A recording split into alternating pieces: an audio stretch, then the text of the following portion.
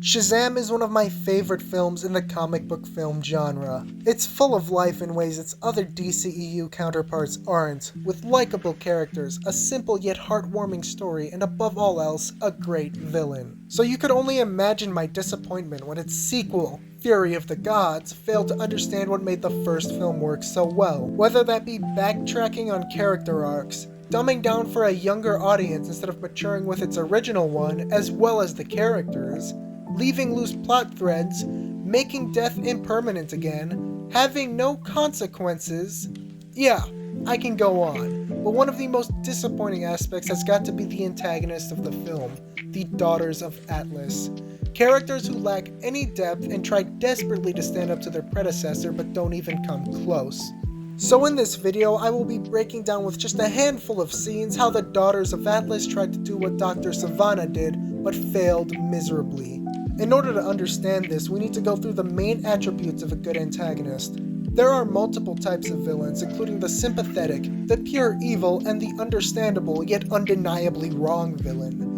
Which for this video, I will be covering aspects of all three. Both Sivana and the Daughters of Atlas show attributes for all three, or at least attempt to. Great villains need a motive that is explained even in the most simple way, a connection to the protagonist so they have a reason to actually confront each other, and above all else, they need to be threatening, and actually give the hero something to fear, rather than them just being another obstacle. Which gets me to my first point where the Daughters of Atlas fail. Motive. The Daughters of Atlas seek one thing, and that is to take back their powers and restore their homeworld, as they believe it was taken from them. This is a really shallow motive, as we are never shown why they had their powers taken. Instead, we are just told that they were bad people and don't deserve their powers by the wizard, which again, sucks. Another issue is the fact their motives take a 180 in Act 3, where they want to destroy Earth because reasons, revenge I guess, and the sisters all turn on each other, making for a completely unnecessary shift in power that wasn't built on except 2 interactions. So this betrayal doesn't feel earned at all. Compare this motive to Dr. Sivana, whose motive is very similar in its most basic form. Dr. Sivana had his chance at becoming the champion and lost it due to his want for power, something he's always lacked in his toxic household. And by the time he gets a second chance, he accepts that he isn't worthy and takes the role of the villain by releasing the 7 deadly sins. So to sum up both these motives in one word, revenge. Both antagonists want revenge. The daughters seek vengeance for their father and Sivana on the world. The difference is context. Once again, we are never shown or even told what the Daughters of Atlas did to be imprisoned by the wizard. And because of that, we can't care for their battle. There is no stakes to their motive. The only thing that is to be lost if you cooperate is that you lose your powers. Which is evident when the youngest of the sisters doesn't want any violence, the oldest doesn't inflict unless necessary for the situation, and even offers a peaceful way to resolve things. And the only really hostile one is the middle sister, who ends up being promoted from secondary antagonist to third act villain. We are told by the wizard that the Daughters of Atlas are these terrible people who will actively cause harm, when the film clearly contradicts this when 2 of the 3 are fine just staying at their home once they finish their mission. Not to mention the inconsistencies and just plain bad writing with them. Like how the eldest sister doesn't do anything about the middle sister going against their plan until she finally gets killed. It just happens. Sivana, on the other hand, had reasons to be the way he is. We are shown what he did wrong and how he became the way he is. His father always favored his older brother, and because of this, he felt powerless. And when offered power, and it almost being instantly denied, he wants it more than anything and wants to take his anger out on the world. The sisters don't have a fight we care about or even understand, which makes them villains we do not care for. Meanwhile, Sivana has a motive we can understand, so we care for his fight, and despite the fact we care about it, we still root for Billy to overcome him. My second point is connections to the hero. The Daughters of Atlas are connected to Billy because him and his family stole their father's powers, which is a fine connection, but Billy still has no personal connection to them. If anything, Freddy has a bigger connection than Billy because Freddy and the youngest daughter are into each other. Billy's struggle has nothing to do with the villain's struggle. Billy in this movie is a clingy mess who doesn't want to let go of his family. This makes the Daughters of Atlas interchangeable with any villain and any motive. If you throw Joker, Steppenwolf, or Lex Luthor in this film, you will have the exact same movie theme-wise.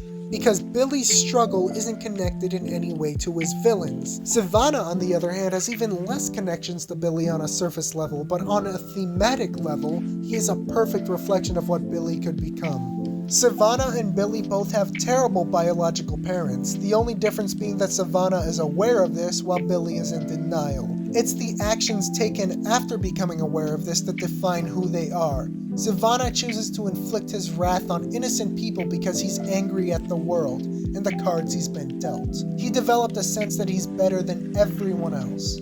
Billy, on the other hand, is able to be nurtured by a loving foster family and eventually is able to move on from his toxic mother who abandoned him and the lies he built around her, finally granting him the family and happiness he's always wished for.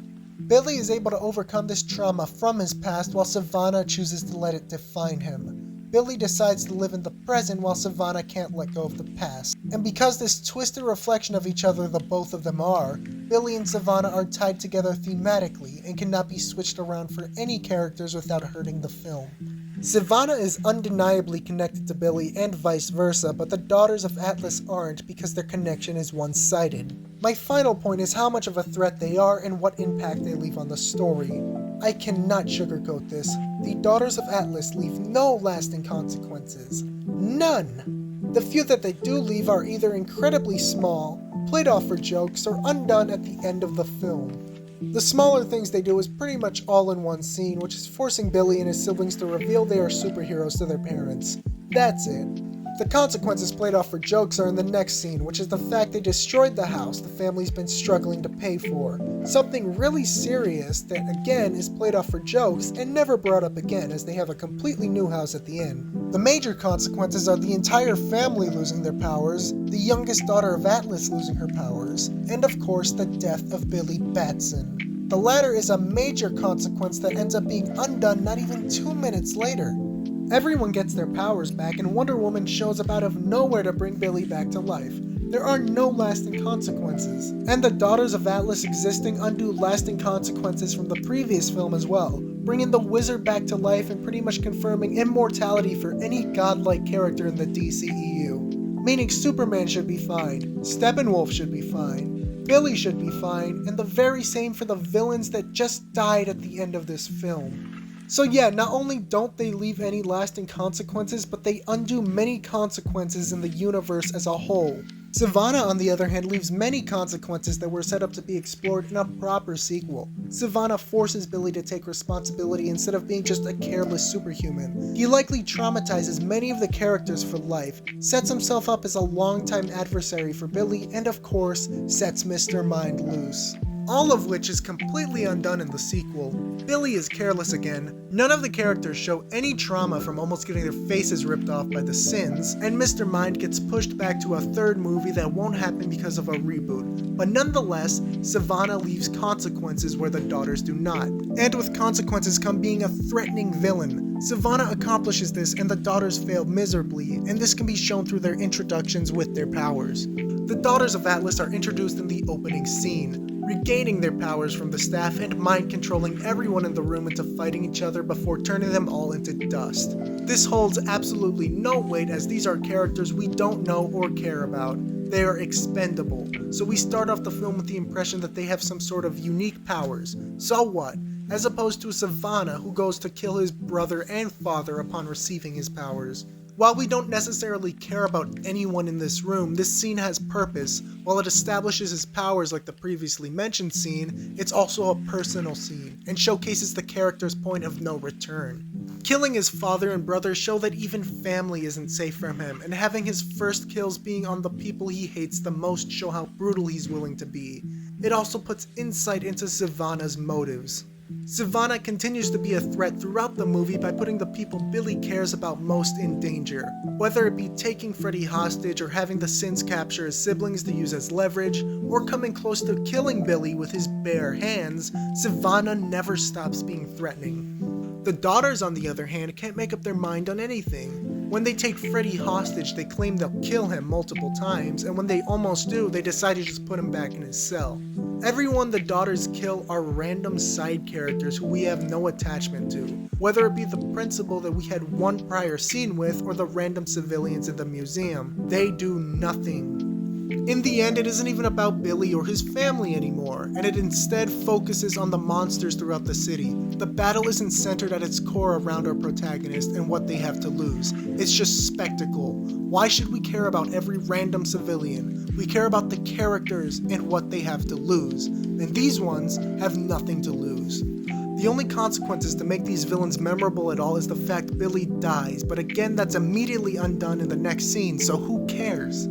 So to sum it up, Sivana has a motive we can understand, has a personal connection to the protagonist, and above all else is threatening, while the Daughters of Atlas try to be that but fail miserably. Now that the DCEU is coming to an end, it's hard to believe that outside of a few gems, their catalog of villains was complete garbage. Let's just hope James Gunn can fix this issue on their second attempt. If you enjoyed this video, please consider checking out the one popping up in the card now. I'll see you there. You seek a pure soul, old man, but no one's worthy.